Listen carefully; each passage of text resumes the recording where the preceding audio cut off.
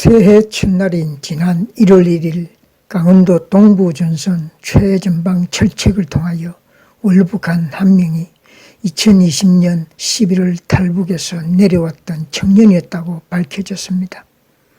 그러나 애석하게도 그 청년은 남한에서 정착을 하지 못하고 제 집 드날들듯이 1년 만에 또다시 군사분계선 철책을 넘어 대한민국을 농락하였습니다. 공정과 상식의 나라를 만들겠다고 외치는 윤 후보님, 대한민국은 헌법상에 규정된 국민의 의무가 있습니다. 그 중에 하나가 국방 의무이지요. 대한민국 헌법 제39조 1항 모든 국민은 법률이 정하는 바에 의하여 국민의 의무를 진다. 대한민국의 국민으로서 남자는 국방의 기본 의무를 지키는 자가 진정한 국민이라고 할 수 있습니다. 청년들이 취직을 할 때도 이력서에 병적 의무사항을 기록합니다. 그런데 국민의 의무인 국방 의무도 지키지 않았던 자가 그것도 공정과 상식을 외치며 감히 대통령을 하겠다고 나왔습니다. 이것은 완전 국민들을 우롱하는 처사가 아닌가요? 윤 후보가 군에 가야 할 당시 모든 남자들은 일단은 군대를 가야 했었고 가지 못하는 형편이라면 도시락을 사서 다니는 방이라도 마쳐야 진정한 사나이였습니다. 그런데 방이라도 가지 않으려면 장애 판정이라도 있어야만 했습니다. 현재 세계적으로 한류 바람을 일으키며 나라에 국익을 끼치고 있는 방탄소년단도 국방의 의무를 피하지 못하고 있으며 스티븐 유성준도 국방의 의무를 다하지 못하여 대한민국 땅을 밟지 못하고 있습니다.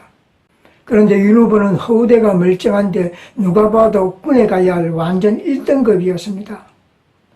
그런데 그 당시 장애 판정을 받지 않아도 병력을 면제받는 길이 있었지요. 소위 빽 있고 돈 있는 사람들은 교묘하게 그런 병력을 면제받았습니다. 공정과 상식을 외치는 윤 후보는 반칙으로 부동시라는 판정을 받고 면제를 받았다는 것입니다. 국민 여러분, TV에 나오는 윤 후보의 얼굴을 자세히 한번 보십시오. 두 눈을 부릅뜨고 있을 때 두 눈이 짝눈이던가요? 아니면 지금은 아주 정상인데 신체 검사 받을 때 그때만 짝눈이었을까요? 짝눈이라면 정상적인 생활을 하기도 힘이 든다고 하던데 당시 의무관의 사인만 있으면 통과가 되었던 것입니다. 더 이상의 깊은 이야기들은 하지 않겠습니다. 하지만 이재명 후보는 청년 시절 공장에서 일을 하다가 프레스 기계에 왼쪽 손이 끼어서 손목 관절 골절상을 입어 장애 6급 판정을 받았습니다.